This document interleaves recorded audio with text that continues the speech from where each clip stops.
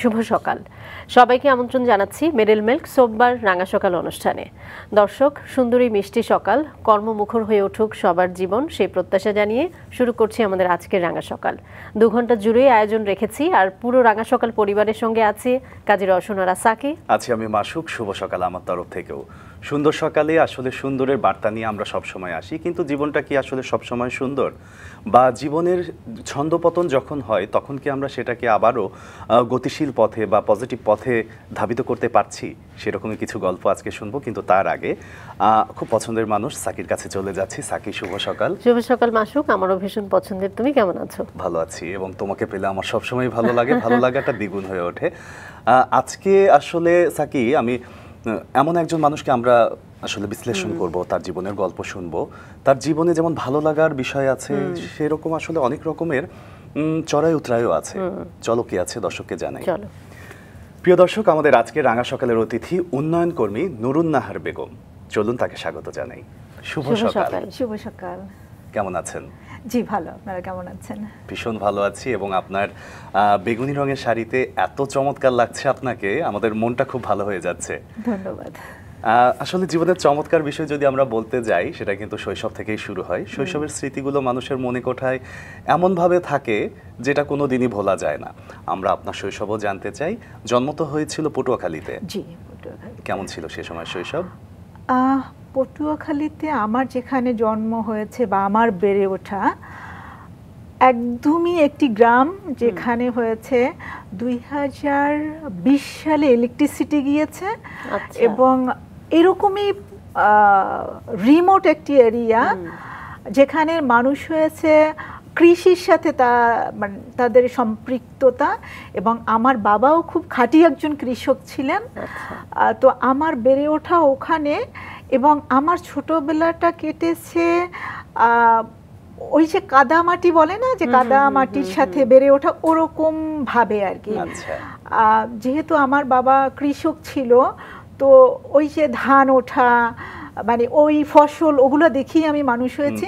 এবং আমার মনে পড়ে যে আমার খুব শখ ছিল যে শুক্রবার দিন বন্ধের দিন থাকতো, তো বাবার সাথে হয়েছে যারা খেতে কাজ করতো তাদের সাথে, তাদের জন্য খাবার নিয়ে যেতাম বাবার সাথে। বাবাকে বলতাম যে আজকে আমি পানি নিয়ে যেতে চাই আপনার সাথে। তো বাবা মানে এগুলোকে প্রশ্রয় দিত যে চলো যাই। তো আমার উদ্দেশ্য ছিল হয়েছে যে খেতে ওই মজুরেরা যখন খাবে ওদের সাথে আমি বসে খাবো সকালবেলার খাবারটা, এরকম আর কি। আর আরেকটু বলে রাখি যে আমি হয়েছে আমার বাবা মায়ের দ্বিতীয় সন্তান। আমার ভাই ওর 12 বছর যখন হয়, তখন আমার বাবা মার কোনো সন্তান হচ্ছিল না। তো তারপরে আমি 12 বছর পরে, তো ওই জায়গা থেকে আমার ভাইয়ের সাথে আমার বড় একটা এজ ডিস্টেন্স আছে। তো ওই জায়গা থেকে বাবা মায়ের ভীষণ আদর পেয়েছে। বাবা মা না শুধু যে বাড়িতে চাচা চাচি, মানে পাড়া প্রতিবেশী যারা আছে তাদের ভীষণ আদর পেতাম। এবং আমার বাবা যেটা করতো, যেহেতু ভাই বড় হয়ে গেছে, সব আদর তো আমার জন্যই। এবং আমার আরেকটি জিনিস খুব মনে পড়ে যে আছে না যে মেয়েকে আমি এই ড্রেস পরাবো, ছেলেকে এই ড্রেস পরাবো, ওইটা আমি ছোটবেলা থেকে খেয়াল করেছি আমার বাবার মায়ের মধ্যে ছিল না। যেমন আমি হয়েছে আমার বাবা আমাকে শার্ট কিনে দিত, ছেলেদের যে 3/4 ওই প্যান্ট কিনে দিত। তো সবাই আমার বাবাকে মজা করে, বাবা আমাকে যখন কোথাও নিয়ে যেত মজা করে বলতো যে অমুকের ছেলে আসছে, তো এরকম আর কি। বাবার সাথে আমি বাজারে যেতে খুব পছন্দ করতাম, মানে ছোটবেলাটা এরকম। আর প্রচন্ড দুষ্ট ছিলাম, যেমন সাঁতার কাটতাম, মানে নিষেধ থাকা সত্ত্বেও পুকুরে সবাই সাথে সাঁতার কাটতাম, খেলতাম। তারপরে আমি নৌকায় চড়তে পছন্দ করতাম। হ্যাঁ, তো দেখা যেত যে ভাদ্র মাসের দিনে, তখন তামন ধান লাগানো হয়, যখন আমাদের সাথে যারা কাজ করতেন আমাদের খেতে, ওরা যখন দুপুরে খেতে আসতো, তখন তো নৌকা বাঁধা থাকতো রাস্তায়, তখন আমার সমবয়সী যারা আছে ওদেরকে ডাকতাম যে চলো চলো এখন গিয়ে আমরা মাছ খেতে চলে যাই, ওরা খেতে গেছে। এরকম আসলে কিছু ইয়ে ছিল। আর হয়েছে গিয়ে যে খেলতে খুব পছন্দ করতাম। যেমন হয়েছে গ্রামের যে ডিফারেন্ট টাইপের, এমনকি আমি হাডুডু খেলেছি। আচ্ছা, সব ধরনের খেলাই সব ধরনের খেলেছেন। খেলাই এই যে দুরন্তপনা এবং ছেলে মেয়ের ভেতর যে কোনো তফাৎ নেই, যেটা আপনার ভেতর যে বোধটা তৈরি করে দিল বাবা, তো সেটা কি মাও সাপোর্ট করতেন? এই যে ছেলেদের পোশাক পরাতেন যেখানেই যাচ্ছেন, যে হ্যাঁ ছোট ছেলে এসছে এরকম একটা কথাও বলা হচ্ছে, সেগুলো মা সাপোর্ট করতেন কিনা? মাও সাপোর্ট করতেন। এখন ওনারা এটা আসলে বুঝে করতেন না না বুঝে করতেন, আমি মাঝে মাঝে এখন চিন্তা করি যে যেখানে হয়েছে গ্রামে বলেন শহরে বলেন, যেখানে মেয়ে শিশুর জন্য আলাদা আলাদা ড্রেস থাকে আর কি, ছেলে শিশু মেয়ে শিশুর জন্য, সেখানে ওনারা এটাকে বুঝে আমাকে পড়াতেন বা আমার জন্য কিনতেন নাকি না বুঝে, আমি এটা আসলে এখনো বুঝতে পারি না। যে ওনারা ছেলে মেয়ের যে তফাৎটা, সেটা আসলে আমাদের বর্তমান সমাজে 2025 সালে এসেও কিন্তু আছে। কিন্তু আপনি বলছেন আজ থেকে সেই 40-45 বছর আগের কথা, যদি আমার ভুল না হয়। এবং আপনি যেটি বলছিলেন যে আপনি যেখানে বড় হয়েছেন সেখানে ইলেকট্রিসিটিটা এসেছেও রিসেন্ট 2025 সালে 20 সালে। সেখানেও এই যে ছেলে মেয়ের ভিতর তফাৎ তৈরি করা যাবে না বা সেটা বাচ্চাকে বুঝতে দেয়া যাবে না, সেটা আসলে বুঝতে হবে যে কি পরিমাণ প্রগতিশীল এবং কি পরিমাণ শিক্ষানুরাগী বা আধুনিক হলে সেই পরিবারের সম্ভব যে মেয়েকেও একইভাবে ছেলের মতো করে বড় করা। আমরা আপনার সম্পর্কে আরো অনেক কিছু জানতে চাই আজকে মাসুক, আমার মনে হয় তার আগে তুমি দর্শকদেরকে কিছু জানাবে। ঠিক আছে। প্রিয় দর্শক, নূরুন নাহার বেগম অ্যাকশন এইড বাংলাদেশের লোকাল রাইটস প্রোগ্রামের কোঅর্ডিনেটর হিসেবে কর্মরত। জেন্ডার সহিংসতা নিয়ে কাজ করে চলেছেন দীর্ঘদিন। তিনি নিজে অ্যাসিড সন্ত্রাসের শিকার। পরিবার সমাজের মানসিক নিপীড়নের মুখেও অদম্য মনোবল নিয়ে কাজ করেছেন নিজের অবস্থান চূড়ান্ত করার জন্য। 2 দশকের অধিক সময় ধরে উন্নয়ন কর্মী হিসেবে কাজের অভিজ্ঞতা অর্জন করেছেন। 2000 সালে ইতালিয়ান সরকারের অর্থায়নে পরিচালিত কোপি বাংলাদেশের কাউন্সিলর হিসেবে তার পেশা জীবনে শুরু হয়। এরপর তিনি অ্যাকশন এইড বাংলাদেশে যোগদান করেন। বর্তমানে সেখানেই কর্মরত আছেন। তিনি অ্যাকশন এইডে বাংলাদেশের উইমেন রাইটস অ্যান্ড জেন্ডার বিভাগে ইন্টার্ন পদে যুক্ত হওয়ার পরে অ্যাসোসিয়েট প্রোগ্রাম অফিসার এবং সিনিয়র প্রোগ্রাম অফিসারের দায়িত্ব পালন করেন। কাজের স্বীকৃতিস্বরূপ নূরুন নাহার 2013 সালে অনন্য টপ 10 অ্যাওয়ার্ড, 2019 সালে SOS বাংলাদেশ কমিউনিটি চ্যাম্পিয়ন অ্যাওয়ার্ডে ভূষিত হন। তার জীবনের অনেক কিছু আমরা শুনছিলাম, আরও অনেক কিছু জানতে চাই, তার কাছে ফিরে যাচ্ছি। যেমনটা শুনছিলাম যে সুন্দর একটা শৈশব, যেমনটা শৈশব আসলে মানুষের স্বপ্নে থাকে যে যদি এই রকম হতো, যদি এইভাবে স্বাধীনভাবে ঘুরতে পারতাম, স্বাধীনভাবে সব কিছু করতে পারতাম, নিজের মনের মতো পোশাকটা পর্যন্ত স্বাধীনভাবে পরতে পারতাম, সব কিছুই আপনি পেয়েছেন। আমি তো বলবো যে আপনি ভীষণ ভাগ্যবান। একটু মা সম্পর্কে শুনবো, তারপর ভাই বোন সম্পর্কে একটু শুনি যে কেমন ছিল সম্পর্ক। আমার মা তো একজন গৃহিণী। আমার যেটা মনে পড়ে ছোটবেলায় যে মা তো আদর করতো, তাই না? কিন্তু মাকে কখনো হাউসহোল্ড কাজে আমি সাপোর্ট করতাম না। আমি জানি না কেন করতাম না। আমি বাবাকে যেন করতাম, মানে বাবাকে যে হে বাবা এইটা করে দেই ওইটা, এরকম আর কি। মা যে এত কাজ করছে, মায়ের প্রতি আসলে যে মাকে একটু সাপোর্ট করা রান্নার কাজে বা একটু থালা বাটি ধোয়া, কেন জানি আমি করতাম না। এখন আমি রিয়েলাইজ করি যে আমি কেন এটা করতাম না। আর হয়েছে গিয়ে যে দেখা যেত এরকম একটা ব্যাপার ছিল, আমার ভাই যেহেতু আমার 12 বছরের বড়, এবং আমি বড় হতে হতে ও তো পটুয়াখালী সরকারি কলেজে পড়তো এসএসসির পরে, তো ও শহরে থাকতো, পটুয়াখালী শহরে থাকতো, আমি একাই গ্রামে থাকতাম। এবং আরেকটা কথা বলি যে আমার 10 বছর পরে আমার ছোট বোন, তো বয়সের আমাদের অনেকটা গ্যাপ। তো তখন হয়েছে মা পানি আনতে যেত। হ্যাঁ, মার সাথে আমার বন্ডিংটা এরকম ছিল যে মা পানি আনতে যেত, আমাদের বাড়িতে যেহেতু টিউবওয়েল ছিল না, একটু দূর থেকে আনতে হতো, তো মা হয়েছে কলস নিয়ে যেত, মায়ের হাতটা আমার মাথার উপরে দিয়ে তারপরে আমি হাঁটতাম, যে মার মনে হয় কষ্টটা একটু হবে, যে মার তখন তো বুঝতাম না, তখন আমি বলতাম তুমি তোমার হাত আমার মাথার উপরে দাও, আমি হাঁটবো, তারপরে তুমি হাঁটবা। কারণ হয়েছে গিয়ে যে আমি ভাবতাম যে ওই ভাতটা বোধহয় আমার মাথার উপরেও এসে পড়ছে আর কি, এরকম একটা ইয়ে ছিল আমার মনে হয় যে মায়ের সাথে। কথাটা খুবই সহজ হলেও ভেতরের যে বিষয়টা সেটা কিন্তু খুবই চমৎকার। সন্তান হিসেবে এমনটা হতে পারাও বা এমন কাজ করতে পারাও আসলে বাবা মার জন্য যেমন ভালো লাগবে, আপনার নিজের জায়গা থেকেও এখন এসে উল্লেখ করতে পারছেন, দারুণ একটা ব্যাপার। একদম। এবং আমার মনে পড়ে যে যত খাবার হতো, আমার মনে হয় সব খাবার আমি খেতাম, মানে আমার জন্য মা রেখে দিয়ে। তো এরকম হতো যে মানে গ্রাম তো সবরিকলা হতো আমাদের অনেক, তো আমার বাবা হয়েছে মাচায় সবরিকলা কেটে বেঁধে রাখতো। মানে আমি আসলে গাছে চড়তাম, প্রচুর গাছে চড়তাম। আমি প্রথম গাছে চড়া শিখেছি বাঁশ আছে না, বাঁশে উঠে, কারণ মাচায় রাখতো এবং আমার বাবা বলতো প্রত্যেকদিন সকালে তুমি 2টা সবরিকলা খাবা এবং যখন খুশি তখন খাবা, এটা বেয়ে বেয়ে উঠে খাবা, মানে নামাতে হবে তোমাকে।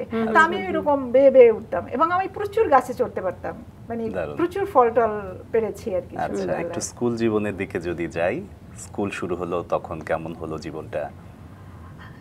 যখন আমি প্রাইমারিতে গেলাম, প্রাইমারি ছিল হয়েছে আমাদের গ্রামে এবং আমাদের পুরান বাড়ির দরজায় ওটা। তো যেহেতু ওই যে বলে না যে আদরের সেই জায়গা থেকে টিচারেরাও যেহেতু, এবং আমাদের বংশেরই স্কুল ওটা, বংশের প্রতিষ্ঠিত আর কি, টিচারেরাও প্রচন্ড আদর করতো, পাড়া প্রতিবেশী তারা কিন্তু আমাকে ছোটবেলায়, যেহেতু চঞ্চল ছিলাম, সাধারণত বাচ্চারা এরকম চঞ্চল হয় না আর কি, তো সেই জায়গা থেকে তারা খুব আদর করতো বা ডাকতো, এইটা একটু করে দাও, ওইটা একটু করে দাও এরকম। আর স্কুলে যেতাম, স্কুলে যেতে যে আমার তেমন একটা ভালো লাগতো সেরকম ব্যাপারটা না। তারপরও মানে মা সকালবেলা উঠে নাস্তা টাস্তা খেয়ে যাও, স্কুলে যাও, মানে এরকম ধরে বেঁধে পাঠাইতো আর কি। বাট স্কুলে গেলে আবার আমার ভালো লাগতো, যে তখন অনেক বন্ধু ছিল স্কুলে, ওই জায়গাটা খুব। ক্লাস 5 পর্যন্ত তো ওখানেই আমি পড়েছি। আর হয়েছে গিয়ে যে বিশেষ করে যখন বৃষ্টি হতো, বৃষ্টি হলে আমাদের বাড়ির সামনের রাস্তাটা এখন পর্যন্ত কিন্তু কাঁচা রাস্তা, হ্যাঁ, তো বৃষ্টি হলে তো অনেক কাদা হতো। তো আমার দেখা যেত আমার বাবা বা মা গিয়ে আমাকে স্কুল থেকে নিয়ে আসতো, যে আমি আচার টাচার খাবো বা কাপড় চোপড় নষ্ট করবো, এজন্য ওনারা গিয়ে আমাকে স্কুল থেকে নিয়ে আসতো, এরকম ছিল ব্যাপারটা। শিক্ষকরা ভীষণ ভালোবাসতেন এবং স্কুলে যেতে চাইতেন না, কিন্তু যাওয়ার পরে ভীষণ ভালো লাগতো, তেমনটাও বলছিলেন। ক্লাস 5-এর পরে ক্লাস 6-এ কোথায় ভর্তি হলেন? আচ্ছা, ক্লাস 5-এর পরে ক্লাস 6-এ যখন ভর্তি হলাম, আমি একটু বলে রাখি যে আমি যখন সেকেন্ডারি স্কুলে যাই, তখন আমাদের এলাকায় না, শুধু আশেপাশের গ্রামেও কিন্তু মেয়েদেরকে সেকেন্ডারি স্কুলে পাঠাবে এই চিন্তা কোনো বাবা মা করতে পারছিল না আর কি। 5 পাস করার পরে 2-4 বছর বাড়িতে থাকতো, তারপর বিয়ে হয়ে যেত, এরকম ছিল ব্যাপারটা আর কি। আমার যতটুকু মনে পড়ে যে আমাদের আশেপাশের গ্রামের 2-3 জন মেয়ে তখন সেকেন্ডারি স্কুলে যেত। তো আমার বাবা মার ছোটবেলা থেকে আমি দেখেছি যে তাদের ভিতরে একটা পণ ছিল যে ছেলে মেয়েদেরকে যাই হোক, ছেলে মেয়েদেরকে মানুষ করতে হবে, মানে শিক্ষিত করতে হবে, পড়াশোনা করাতে হবে। আমি যখন ক্লাস 5-এ ফাইনাল পরীক্ষা দেব, তার আগে আমার বাবা মারা গিয়েছে, ওনার ক্যান্সার হয়েছিল। যেহেতু সে মাকে গাইড করার একটা মানে সময় পেয়েছিল, যেহেতু ক্যান্সারের পেশেন্ট ছিল, তো তখন আমার মাকে বলেছিল যে তুমি আর যাই করো না করো, আমার জমি ক্ষেত বিক্রি করে হলেও আমার মেয়েদেরকে পড়াবা। এইটা ছিল আমার মায়ের একটা কমিটমেন্ট বাবার কাছে। তো বাবা মারা যাওয়ার পরে তো জানেন যে একজন, আমার মায়ের কিন্তু তখন বয়স তেমন একটা বেশি না, কারণ অনেক ছোটবেলায় মায়ের বিয়ে হয়েছে। তো হাজবেন্ড মারা যাওয়ার পরে একজন নারীকে কতটা স্ট্রাগল করতে হয়, ফ্যামিলি, সোসাইটি, মানে এভরিওয়্যার। তো সেই সময় আমাকে সেকেন্ডারি স্কুলে ভর্তি করানো ছিল আমার মায়ের জন্য বিরাট একটা চ্যালেঞ্জ। আত্মীয় স্বজন, আমার চাচতো চাচারা বাড়িতে, ওনারা বলছেন হ্যাঁ মেয়েকে আর পড়ানো যাবে না, এত দূরে স্কুল, ও কীভাবে একা আসা যাওয়া করবে। তারপরে হয়েছে গিয়ে যে কয়েক বছর বাড়িতে থাকবে, তারপর ভালো একটা ছেলে দেখে বিয়ে দিয়ে দিব, পড়ানোর দরকার নেই, মেয়ে মানুষ পড়াই কি হবে, এরকম ছিল ব্যাপারটা আর কি। আমার মা বলছে না, কি হবে আমি জানি না, কিন্তু আমার মেয়েকে পড়াতে হবে। তো আমার মা সেকেন্ডারি স্কুলে ভর্তি করলো। তো বাড়ি থেকে 2.5 মাইল পথ ছিল আমার স্কুলের দূরত্ব। সেকেন্ডারি স্কুলে আপনি ভর্তি হলেন একরকম সংগ্রাম করে, এবং আপনার জীবনের সামনের জায়গাটায় আরো অনেক বড় একটা সংগ্রাম আসছে আমরা দেখতে চলেছি, যতটুকু আপনাকে জেনেছি। এবং ততদিনে কি একটু পড়াশোনার প্রতি আগ্রহ বা ইচ্ছা জন্মেছিল? না, মা যখন দেখলাম যে মার এত বাধা সত্ত্বেও মা আসলে আমাকে পড়াতে চান, ওই সময় মাথায় আসলো যে না, আমাকে আসলে পড়াশোনাটা করতে হবে, কারণ মানে আমার মার যে এত স্ট্রাগল, মানে এইটা তো আসলে আমি বিফলে যেতে দিতে পারি না, রাইট? তো ওই জায়গা থেকে এত দূর হওয়া সত্ত্বেও কিন্তু আমি রেগুলার স্কুলে যেতাম, মানে পড়াশোনা করতাম। 2.5 মাইল না আপনি বলছিলেন? 2.5 মাইল, হ্যাঁ, এবং কাঁচা রাস্তা ছিল, ভাঙাচুরা রাস্তা, যেখানে বৃষ্টির দিনে পানি হতো আর কি।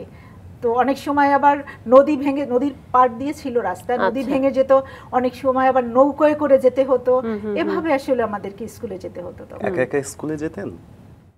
হেঁটে হেঁটে স্কুলে যেতাম, ওই কাদা পানি, ওই প্রত্যেকদিন হেঁটে হেঁটেই যেতে হতো, কারণ তখন তো কাঁচা রাস্তায় রিক্সার ব্যবস্থাটা ছিল না, বা এরকমও ছিল না যে আশেপাশের অনেক ছেলে মেয়ে যাচ্ছে তাদের সাথে যাব। এক দুইজন যাচ্ছে, দেখা যেত অনেকের সাথে, মানে এক দুইজনের সাথে দেখা হইতো, আবার অনেক সময় হতো না, এরকম। ফেরার পথে আমরা একসাথে ফিরতাম, যার যার বাড়িতে চলে যেত, আমি লাস্টে আমাদের বাড়িতে আসতাম, এরকম ছিল ব্যাপারটা। সেখান থেকে কি এসএসসি কমপ্লিট হলো? সেখান থেকে এসএসসি কমপ্লিট। আচ্ছা, এসএসসি কমপ্লিট হবার পর কি ডিসিশন হলো ইন্টারমিডিয়েটে গিয়ে, হায়ার সেকেন্ডারি যখন সাকি? ঠিক এই জায়গাটাতে আমি একটু ক্লাস 10-এও থাকতে চাই, কারণ ওনার জীবনে ক্লাস 10-এ পড়া অবস্থায় বিশাল একটি ঘটনা রয়েছে যেটা ওনার জীবনের একটা আমূল পরিবর্তন করে দিয়েছে। ম্যাম, আপনার কাছে জানতে চাইবো যে কৈশোরের ওই সময়টায় আসলে ছেলেদের যেরকম মানসিক কিছু পরিবর্তন হয়, মেয়েদেরও কিন্তু মানসিক এবং শারীরিক একটা পরিবর্তন আসে, এবং একই সাথে বিভিন্ন ধরনের বিষয় তাকে ফেস করতে হয়, যে বিষয়গুলো আসলে তার জন্য নতুন। সে হয়তো স্বাধীনভাবে পাখির মতো উঠতে চাচ্ছে, সে স্বাধীনভাবে পড়াশোনা করতে চাচ্ছে, কিন্তু দেখা যাচ্ছে কোথাও একটা বাধা। সেই বাধাগুলো আপনি আগেও পেয়েছেন, কিন্তু এই সময়ের বাধাগুলো একটু অন্যরকম হয়। আপনার জীবনে আছে এরকম একটা বাধা, আমি একটু শুনি যে হয়তো বা বখাটে ছেলেরা ডিস্টার্ব করতো, বা পরবর্তীতে সেটা আরো জটিল কোনো আকার ধারণ করেছিল। একটু সেই গল্পটা পুরোটা আপনার মুখ থেকে শুনতে চাই। আমি যখন 6-7 পার করলাম, 8ও পার করলাম, 9-এ যখন উঠলাম, তখন আমি খেয়াল করলাম যে ওই যে বলছেন যে একটা চেঞ্জ আসে, মানসিক একটা চেঞ্জ। তো যখন আমি 9-এ পড়ি তখন আসলে এটা আমি ফিল করেছি যে ওই চেঞ্জটা, কাউকে ভালো লাগা, বা অন্য ছেলের আমার প্রতি একটা ভালো লাগা, বা প্রেম যে প্রস্তাব দেওয়া, এইগুলো 9 থেকে আসলে আমার আসা শুরু করেছে আর কি।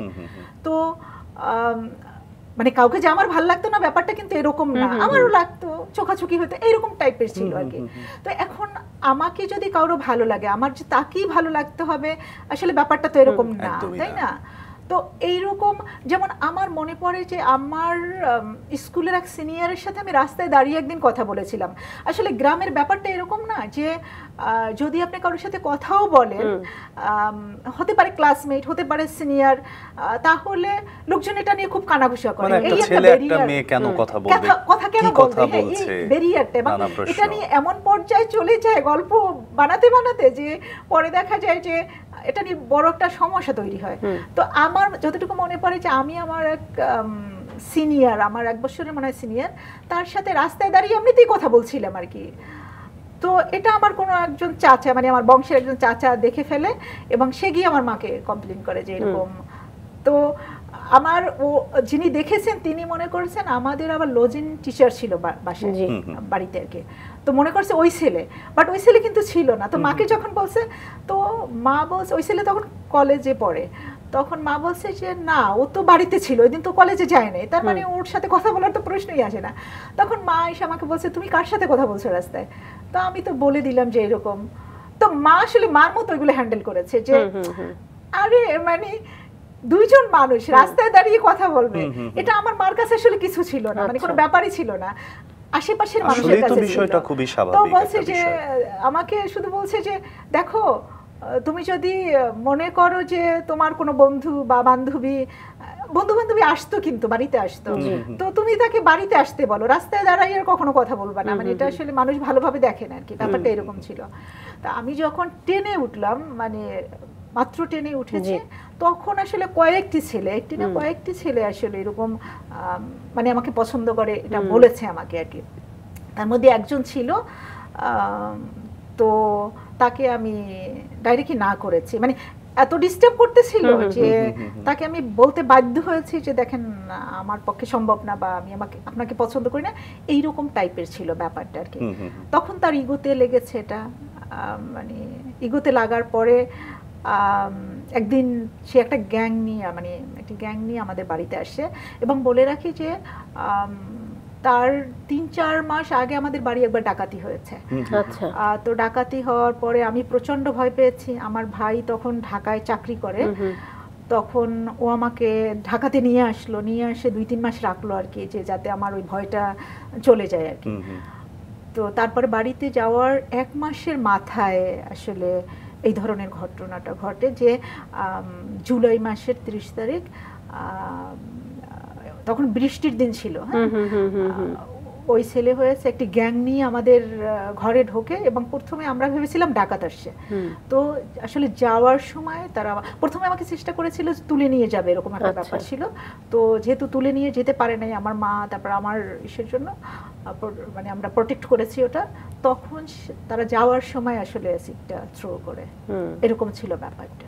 আচ্ছা, তার মানে ওটা ক্যারি করছিল আপনার বাসায় যখন আসলো। হ্যাঁ, মানুষ আসলে কতটা নির্দয় হতে পারে, আসলে সমাজের বাস্তব চিত্র হয়তো বা এটাই। সেই সময় পুরো পরিবারে আপনি আর আপনার মাই ছিলেন নাকি আশেপাশে কেউ ছিলেন না যে আপনাদেরকে সেভ করার মতো? এবং যখন আপনাদের বাসায় অপরিচিত একটা গ্যাং ঢুকলো, আপনারা নিশ্চয়ই চিৎকার চেঁচামেচিও করছিলেন, কেউ আসলেন না কেন আপনাদেরকে সেভ করতে? যেটা হয়েছে যে আমাদের বাড়িতে তখন 4টা ঘর, আমাদের ঘর এবং আমার চাচাদের ঘর। ওরা একটি গ্যাং হয়েছে আমাদের মানে আমাদের ঘরে ঢুকেছে, কিন্তু অন্য ঘরের দরজাগুলো তো লোকজন ছিল এবং বলছে যে বাইরে বের হবে না, এরকম টাইপের একটা ইয়ে ছিল যে অন্য ঘরের দরজাগুলোতেও ওরা দাঁড়িয়ে ছিল ওদের লোকজন এবং বলা হয়েছিল যে তোমরা বের হবে না, এরকম ছিল ব্যাপারটা। আর আমাদের ঘরে আমি, আমার মা, আমার ছোট বোন ছিলাম একটা বিছানা এবং সামনের বারান্দা, ওখানে হয়েছে আমাদের ওই যে লজেন টিচার ছিল এবং আমার একটা চাচতো ভাই, ও আমাদের ঘরে থাকতো আর কি, ওরা ছিল ওখানে আর কি। তো মাঝখানে দরজা তো বন্ধ ছিল, ওরা পিছনের দরজা দিয়ে ঢুকেছে, তারপরে ওরা বেরিয়ে গেছে আর কি। আর মাঝখানের দরজা খুলে আবার ওদেরকে রিভলভার ধরেছিল যে কোনো নড়াচড়া করবো না আর কি, এরকম ছিল। আচ্ছা, যখন তারা এই কি বলবো, মারণাস্ত্র বলবো নাকি এর চেয়ে ভয়ঙ্কর কিছু আমি জানি না, অ্যাসিডটা যখন ওরা ছুঁড়ে মারলো, ওরা কি শুধুমাত্র আপনাকেই টার্গেট করলো এরকম? আপনার ছোট বোনও ছিল, আপনার মাও ছিল, নাকি ওরা আসলে থ্রো করেই চলে গেল? বিষয়টা এরকম ছিল? ওরা কিন্তু আমাকেই টার্গেট করেছে। আমার ছোট বোনের পায়ে ছিটেফোঁটা লেগেছিল, যেহেতু আমার পাশে ছিল। আমার মায়ের গায়েও ছিটেফোঁটা, মানে ওরকম ইয়া না, বাট ওরা টার্গেট করেছে আমাকে। এবং তখন তো আসলে অ্যাসিড সম্পর্কে আমাদের কোনো ধারণা নেই, এবং ওরা চলে যাওয়ার পরে আমরা সবাই বাইরে বের হলাম, সবাই আমাদেরকে বের করলো। তখন যে পানি দিতে হবে সেই ধারণাটা কারো ছিল না। হ্যাঁ, তখন পানি দিচ্ছিল, পানি দেওয়ার পরে আরো প্রচন্ড জ্বলছিল। তো আমি বলছিলাম যে, চিৎকার করছিলাম যে প্রচন্ড জ্বলতেছে, তখন ওরা পানি দেওয়া বন্ধ করে দিয়েছিল, কারণ এই ধারণাটা কারো ছিল না যে পানি দিলে এটার অ্যাকশনটা কমে যাবে আর কি। সো এই ধারণাটা কারো ছিল না। তো সঙ্গে সঙ্গে কি আপনাকে হসপিটালাইজড করা হলো? সেই ব্যবস্থাটা কি ছিল আপনার গ্রামে? রাতের বেলা ঘটেছে। তো সকালবেলা, রাতের বেলা আবার বাউফল থেকে মানে ডাক্তারের কাছে যাওয়া হলো। তো বাউফল যে হসপিটাল ছিল, ডাক্তার বললো যে আমি কিছু করতে পারবো না, পানি ঢালেন এবং বরিশালে নিয়ে যান।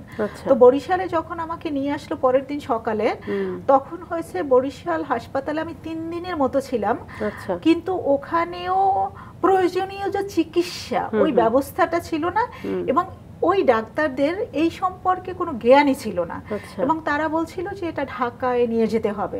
তখন ঢাকা মেডিকেলকে তারা সাজেস্ট করেছিল। তো আমার আসলে অবস্থা এতটাই খারাপ ছিল যে ঢাকা মেডিকেলে তখন তো চিকিৎসা ব্যবস্থা বার্ন রোগীদের জন্য অতটা ভালো ছিল না। তখন আমাদের ওখানকার একজন ডাক্তার ছিলেন পিজিতে আর কি, ডক্টর একুব শরীফ। তো উনি সাজেস্ট করলেন যে ঢাকা মেডিকেলে না, পঙ্গুতে একজন সার্জন আছেন, প্লাস্টিক সার্জন, এবং পঙ্গুতে হয়েছে 3টা বেড আছে বার্ন পেশেন্টদের জন্য। পঙ্গু তো মানে সেই জন্য স্পেশালিস্ট, বাট 3টা বেড আছে যেটা হয়েছে বার্ন রোগীদের জন্য। তখন উনি সাজেস্ট করলেন পঙ্গুতে। তো আমাকে পঙ্গুতে নিয়ে গেল। পঙ্গু ডাক্তার আসলে ওখানে ভর্তি করতে চায় নাই আমাকে, বলছে যে না, এটা ঢাকা মেডিকেল আমরা পারবো না। তখন ডক্টর একুব শরীফ নিজেই গেলেন ওই ডাক্তারের সাথে কথা বলে তারপর ওখানে আমাকে ভর্তি করা হলো। সেখান থেকে কিভাবে ঘুরে দাঁড়ালেন সেই গল্পেও আসতে চাই। তার আগে একটু জানি যে যারা এই অ্যাসিড সন্ত্রাসটা চালালো, তাদের বিরুদ্ধে কি আপনার পরিবার কোনো আইনি লড়াইয়ে গেল? মানে কি হলো পুরোটা বিষয় যদি জানতে চাই তাদের বিরুদ্ধে। যেটা হয়েছে যে আমার মা একটি মামলা করেছিল। তারপরে হয়েছে গিয়ে যে জানেন তো যে মামলা আসলে করলে আবার আর এক রকমের হ্যাসেলের মধ্যে দিয়ে যেতে হয়। তো বছর খানিক সময় লেগেছিল এই মামলাটির বিচার পেতে। তো যেহেতু একটা গ্যাং ছিল, 11 জনের একটি দল ছিল, সেই ক্ষেত্রে 7 জনের পানিশমেন্ট হয়েছিল এবং অন্যরা তখন ছাড়া পেয়েছিল। 7 জনের পানিশমেন্টও ধাপে ধাপে, যেমন কয়েকজনের যাবজ্জীবন হয়েছিল, 2 জনের হয়েছে মৃত্যুদণ্ডের আদেশ হয়েছিল, কিন্তু যেহেতু ওরা বিলো 18 ছিল সেজন্য ওটা আসলে হাইকোর্টে গিয়ে হয়নি। তো বর্তমানে যেটা যে ওরা পানিশমেন্টের পরে সাধারণ ক্ষমাও থাকে অনেক রকমের, তো ওরা এখন ফ্রি হয়ে বের হয়ে গিয়েছে, মানে এখন তারা যার যার বাড়িতেই আছে আর কি। তবে সাজাটা 7 জনের হয়েছে। আচ্ছা, আর 3 জনের? 3 জন তখনই বের হয়ে গিয়েছে, মানে তখনই ফ্রি হয়ে গিয়েছিল। আমরা তো যতটুকু জেনেছিলাম যে ওই সময়ও আপনাদের পুরো এলাকায়ও একটি মিছিল তৈরি হয়েছিল, সবাই আপনাদের পক্ষে কথা বলছিলেন, কেন বিচার হবে, এরকম বিভিন্ন রকম ইস্যুই আসলে সেই সময় ছিল। যদি আমি বলি যে বাংলাদেশের প্রেক্ষাপটে কোনো মামলা করে সেটার বিচার পাওয়াটা ভীষণ কঠিন, এটা আমরা সবাই জানি। কারণ দেখা যায় যে যে পারপেট্রেটর বা যে অপরাধী সব সময় সে একটু দাপট থাকে তার, এবং সে হয়েছে সবসময় পলিটিক্যাল আমাদের যে পার্টিগুলো আছে তাদের ছত্রছায়া চলে যায়। তো এটার ব্যাপারে ওরকম হয়েছিল, কিন্তু আমি গ্রেটফুল আমার স্কুলের কাছে, যে স্কুলের যে ম্যানেজিং কমিটি আছে, আমার টিচাররা আছে, স্টুডেন্ট যারা ছিল তারা কিন্তু অনেক ফাইট করেছে। তারা বিভিন্ন সময় এটার জাজমেন্টের জন্য মিছিল করেছে, তারা হয়েছে কমিউনিটিতে অ্যাওয়ারনেস তৈরি করেছে, এমনকি তারা পটুয়াখালী জাজকোর্ট পর্যন্ত এসেছিল বিচারের দাবিতে। হ্যাঁ, তো আসলে তাদের কাছে আমি খুব গ্রেটফুল যে অনেক ধরনের চাপ ছিল এই বিচারটা পাওয়ার জন্য। তারপরে নারীপক্ষ নামে একটি সংগঠন আছে, যারা হয়েছে বিভিন্ন মহলে ফোন দিয়ে এটার যাতে সুষ্ঠু একটি বিচার হয় সেই জায়গাটাতে তারা কাজ করেছেন। আইন ও সালিশ কেন্দ্র ছিলেন তখন, ওরা হয়েছে এই জায়গাগুলোতে কাজ করেছেন।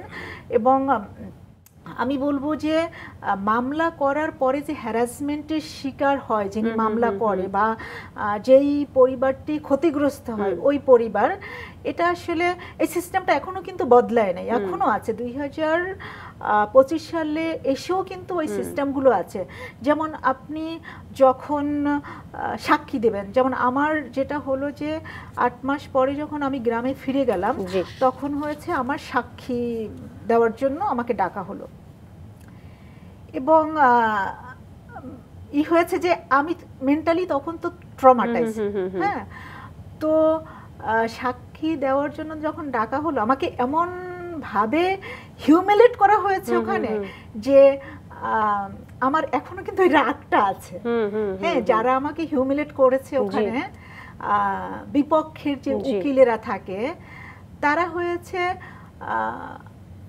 প্রাসঙ্গিক না, এইরকম অপ্রাসঙ্গিক কথা নিয়ে এসেছেন, অপ্রাসঙ্গিক প্রশ্ন করবে যেটা আপনাকে পাজেল করে দেবে।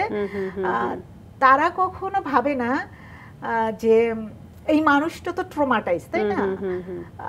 এই মানুষটার পারিপার্শ্বিক অবস্থা বা মেন্টাল কন্ডিশন তার ফেভারে নাই, কিন্তু একদমই বিপরীতে।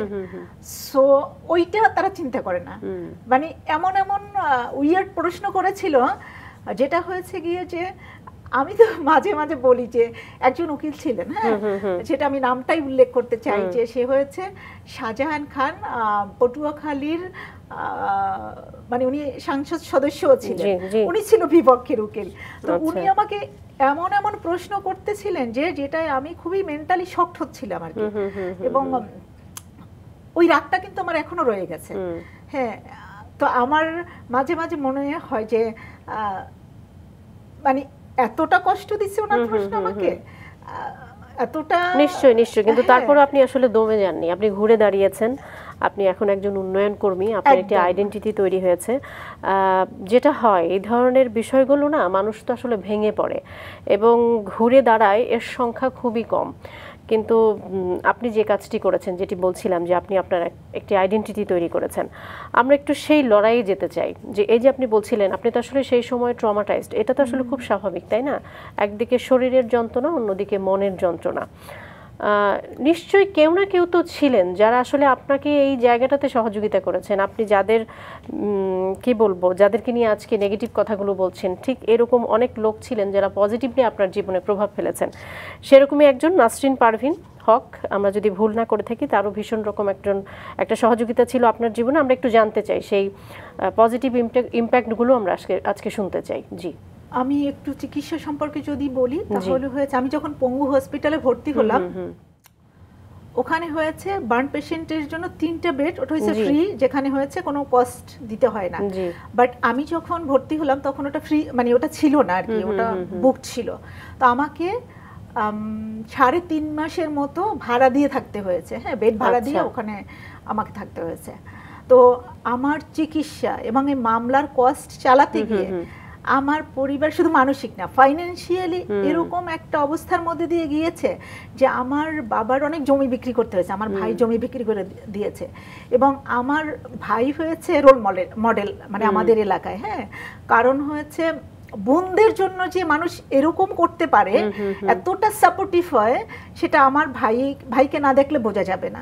যেমন হয়েছে গিয়ে যে বললাম যে 12 বছরের একটা গ্যাপ, তো আমার বাবা হয়েছে, ও যখন ছোট ছিল ওর নামে কিছু জমি ক্রয় করেছিল। আচ্ছা, তো আমাদের যখন জমি বিক্রি করতে হয়, প্রথম কিন্তু ওর নামে যা ছিল সেগুলো বিক্রি করেছে। মানে এটা আসলে আমি জানি না কয়জন ভাই করবে বোনের জন্য, তো ওইগুলোও বিক্রি করেছে। তারপরে অনেক জমি বিক্রি করতে হয়েছে আমাদের, তারপরে হয়েছে অনেক লোন করতে হয়েছে আমার চিকিৎসার জন্য। কারণ জানেন যে তখন আসলে কোনো অর্গানাইজেশন ছিল না ফাইন্যান্সিয়াল সাপোর্ট দেওয়ার জন্য আর কি। তখন পুরো চিকিৎসাই তো আমার ফ্যামিলিকে বহন করতে হয়েছে। তো সেই জায়গা থেকে আমার পরিবার খুব ফাইন্যান্সিয়াল একটা ক্রাইসিসে পড়ে গিয়েছিল, অনেক লোন টোন ছিল, জায়গা জমি অনেক বিক্রি করতে হয়েছে। এই ক্রাইসিসের মধ্যেও আসলে আপনার চিকিৎসা বিদেশেও চলেছে, সেটা কিভাবে হলো এবং সেই সময়ের অভিজ্ঞতা শুনতে চাই। আচ্ছা, তারপরে যদি আমি বলি যে তারপরে আমার ভাই এবং তার বন্ধু একদিন একটা ইত্তেফাক অফিসে গিয়েছিল আমার এই ঘটনাটি পত্রিকায় দেওয়ার জন্য। তখন ওনারা বলেছিলেন যে লোকাল করেসপন্ডেন্স যতক্ষণে এটা না দিচ্ছে ততক্ষণে আমরা দিতে পারবো না। তারপরে হয়েছে নাসরিন পারভীন হক যিনি, উনি তখন ওইখানে উপস্থিত ছিলেন। থাকার পরে উনি আসলে এগিয়ে এসেছিলেন যে কি হয়েছে বা কেন দিতে পারবেন না। তারপরে যাই হোক উনি ওদের সাথে অফিসিয়ালদের সাথে কথা বলে ওইটা দেওয়ার ব্যবস্থা করলেন ইত্তেফাক পত্রিকায়। পরের দিন উনি আমাকে হসপিটালে দেখতে এসেছিলেন। তারপরে থেকে নাসরিন আপার সাথে আমার একটা সম্পর্ক তৈরি হয়, এবং যেখান থেকে উনি প্রায় আমাকে দেখতে যেতেন এরকম আর কি। বা আমার চিকিৎসার জন্য উনি হয়েছেন স্বাস্থ্য মন্ত্রণালয় পর্যন্ত ফোন করেছেন। কারণ উনি কি কোনো উন্নয়ন কর্মী ছিলেন? উনি উন্নয়ন কর্মী ছিলেন। উনি হয়েছে একদিন দেখলাম যে রাত 9:30টার সময় ডক্টর শাফাত হোসেন খন্দকার, উনি ছিলেন বার্ন বিশেষজ্ঞ পঙ্গু হাসপাতালের, উনি একদিন রাত 9:30টায় চলে গেলেন আমাকে দেখার জন্য। তো গিয়ে আমাকে বলছে যে আমি তখন তো ঘুমানোর অবস্থা আর কি, ঘুম মানে প্রিপারেশন হয়ে গেছে। তখন উনি আমাকে বললেন যে তুমি আসো, তোমাকে দেখবো, মানে কি সমস্যা তোমার। তারপরে আমার চাচি আমার সাথে ছিল, তো চাচিকে বলল যে মা আমরা তো ওকে খুবই ভালোভাবে কেয়ার করছি, ওর কিভাবে ভালো হবে, কিভাবে চিকিৎসা কতটা ভালো করা যায় আমরা কিন্তু সব দেখছি, তারপরও এরকম লোকজন দিয়ে ফোন করান, এটা আমাদের জন্য আমরা ডিস্টার্ব হই আর কি। তো তারপরে আমার কাকি নাসরিন আপাকে বললো যে মা কাউকে ফোন করো না, কারণ ওরা তো যথেষ্ট চেষ্টা করছে ওর জন্য চিকিৎসাটা যাতে ভালো হয় আর কি। তো তারপর থেকে ওনার সাথে আমার একটি সম্পর্ক, এবং যখন আমি বাড়িতে ফিরে গেলাম, ফিরে যাওয়ার পরে এসএসসির আগে, তখন তো আসলে পড়াশোনা আমি করব না এরকম একটা মানসিক অবস্থা হয়ে গেল আমার। তখন তো আমার মা বলছে না তোমাকে পড়াশোনা করতে হবে, এবং ফ্যামিলির সাপোর্ট কিন্তু বড় একটা ব্যাপার এই সময়টায়। কারণ আমার মা যখন আমাকে হসপিটালে 3.5 মাস পরে দেখতে এসেছিল, কারণ হয়েছে আমার আত্মীয় স্বজন মাকে আসতে দেয়নি, যে আমাকে দেখলে মা হয়তো বা ঠিক থাকতে পারবে না। তো মা আমাকে জাস্ট কোলে নিয়ে বলেছিলেন যে তুমি কোনো চিন্তা করবে না, তোমার বাবার যে সম্পত্তি আছে সব আমি তোমাকে দিয়ে দিব, হ্যাঁ, তোমার ভাইকেও দিব না, বোনকেও দিব না, সব তোমাকে দিয়ে দেবো, তোমার কোনো চিন্তা নাই, ওটা দিয়ে তুমি সারা জীবন পার করতে পারবা, এই যে মেন্টাল সাপোর্ট। এখন তো বুঝি যে আসলে মা চাইলেই আমাকে সব সম্পত্তি, মারটা হয়তো বা দিতে পারে করে, বাবারটা তো পারবে আসলে এত এত সাপোর্ট ছিল বলে আপনি ঘুরে দাঁড়িয়েছেন এবং নিজেকে আলোকিত করেছেন। একটু আলোকিত জীবনের গল্পের দিকে আমরা যাই তাহলে। উন্নয়ন কর্মী হিসেবে কাজ করার শুরুটা বা প্রস্তাবনাটা কিভাবে আসলো? এটা হয়েছে, আমি এসএসসির আগে নাসরিন আপা একদিন আমাদের গ্রামের বাড়িতে চলে গেল, গিয়ে দেখলো যে আমি এসএসসির জন্য প্রিপারেশন নিচ্ছি, পরীক্ষা দিব এরকম আর কি। তখন মাকে বললো যে এসএসসি পরীক্ষা শেষ হওয়ার পরে ওকে ঢাকায় পাঠিয়ে দেবেন আমার কাছে। তো এই ওনার সাথে আমার একটা বন্ডিং শুরু হয়। তারপর যখন আমার পরীক্ষা শেষ হয়, রেজাল্ট বের হয়, তারপরে আমি ঢাকা চলে আসি এবং ওনার বাসায় এসে আমি উঠি। উনি বলছে যে আমার বাসায় তুমি উঠবা। তারপর ওনার বাসায় উঠি। উনি হয়েছে হোস্টেল, মানে রিতাদি নামে একজন ওনার বন্ধু আছে নারী পক্ষের সদস্য, ওনার মাধ্যমে হোস্টেল খুঁজে সেই হোস্টেলে তুলে দেয়া যে এখন থেকে তুমি হোস্টেলে থাকবা। তারপরে আমি প্রথম ভর্তি হয়েছিলাম ঢাকা কমার্শিয়াল ইনস্টিটিউট মোহাম্মদপুরে, যেটা, তো ওখানে ভর্তি করে দেওয়ার ব্যবস্থা, এই লিঙ্কেজগুলো কিন্তু উনি করে দিয়েছেন। একটু কাজের জায়গাটা শুনি, কি হিসেবে কি দায়িত্ব নিয়ে আপনি কাজ শুরু করলেন? প্রথমত কাজ শেখার যে জায়গাটি আমি বলবো যে স্কিল ডেভেলপমেন্টের জায়গাটি, সেটি হয়েছে যে নাসরিন আপা যখন ইনফরমাল কোনো মিটিংয়ে যেত আমাকে কিন্তু সাথে করে নিয়ে যেত।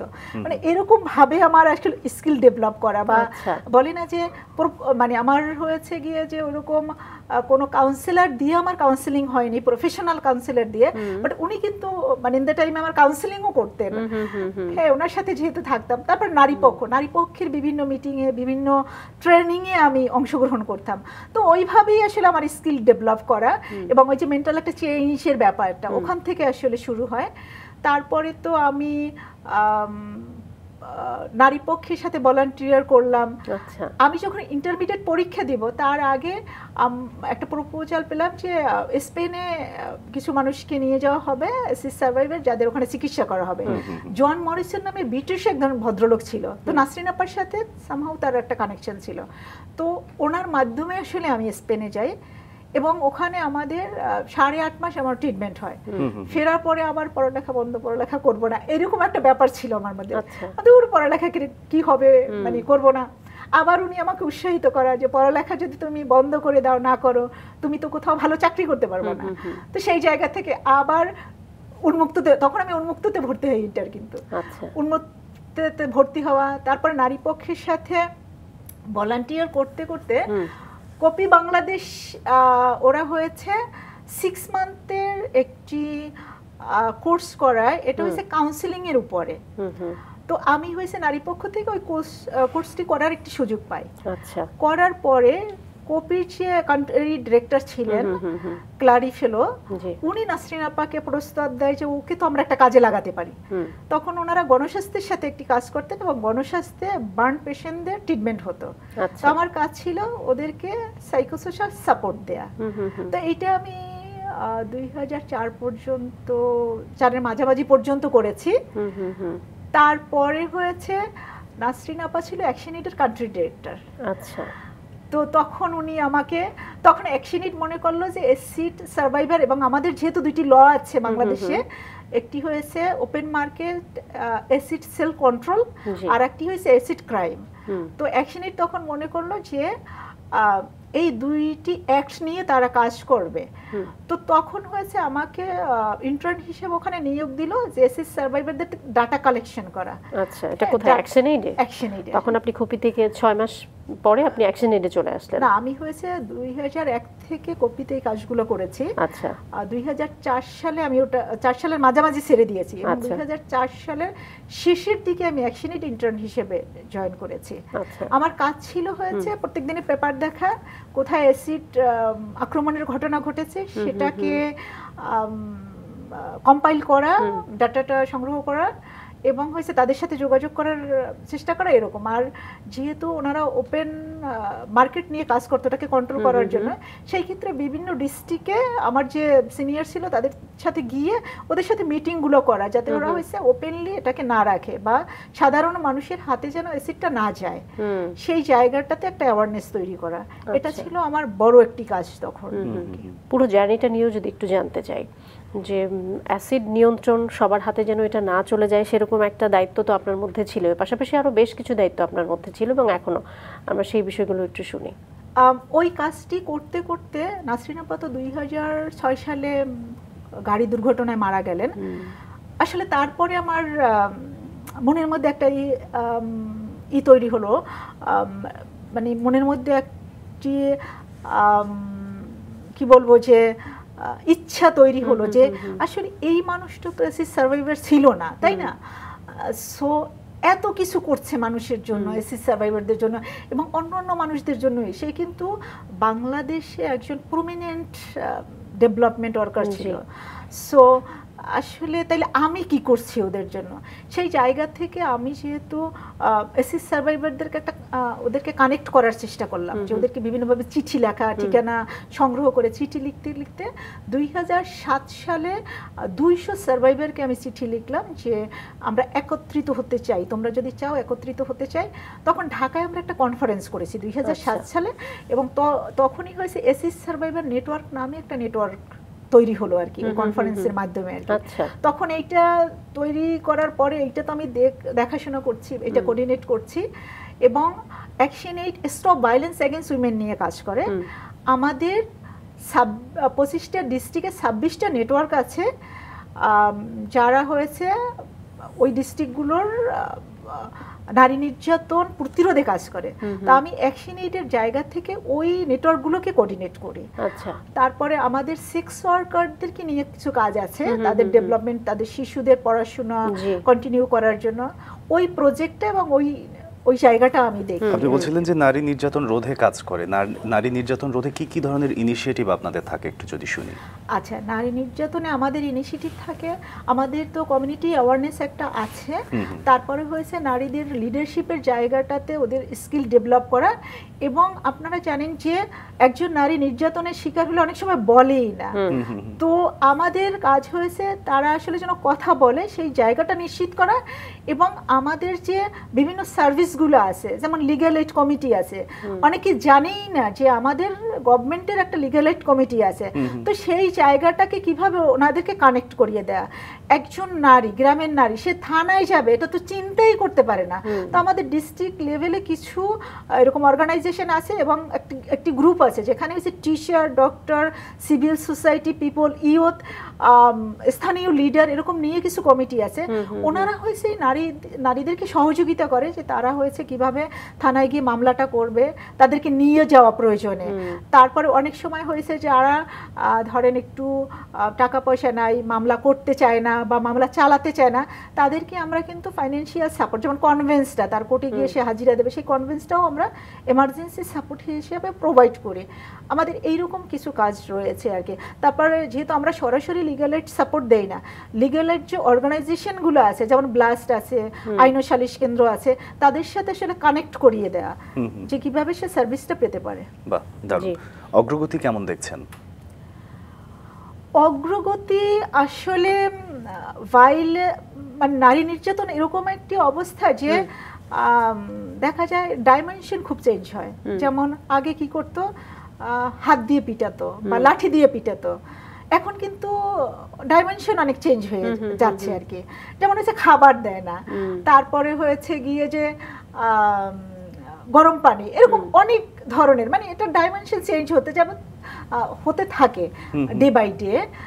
কিন্তু নারী নির্যাতন যদি আমি বলি যে কমেছে, এটা কিন্তু না, নারীরা নির্যাতিত হচ্ছে কিন্তু বিভিন্ন ভাবে, এবং সেই বিষয়ে আপনাদের বেশ কিছু পদক্ষেপ আছে। তবে এখন যেটা হচ্ছে যে নারীরা পুলিশের কাছে যাচ্ছে, রেকর্ড হচ্ছে।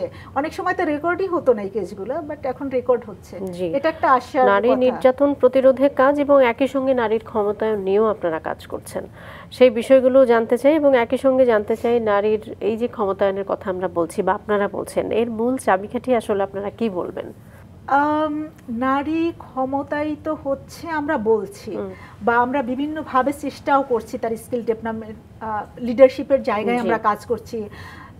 তাদের যে আমাদের যে গভর্নমেন্টের যে সেবাগুলো আছে, কোথায় কি সেবা আছে সেই সম্পর্কে আমরা তাদেরকে জ্ঞান দিচ্ছি যে এই জায়গায় গেলে, এবং প্রয়োজনে সে কিভাবে যাবে সেই কানেকশনটাও কিন্তু আমরা তৈরি করে দিচ্ছি। কিন্তু আমার মনে হচ্ছে যে নারীর ক্ষমতায়ন আমরা কিভাবে বুঝবো?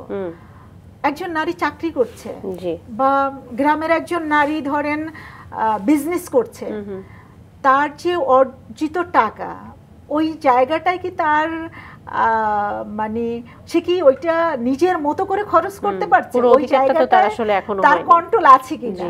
বাট এখন হয়েছে কিছু কিছু নারী আছেন, যেমন আমাদের কাজের সাথেই যুক্ত আছেন কিছু কিছু নারী, অল্প কিছু নারী যারা হয়েছে সিদ্ধান্তগুলো নিতে শিখেছেন বা নিচ্ছেন বা স্ট্র্যাটেজিগুলো শিখছেন।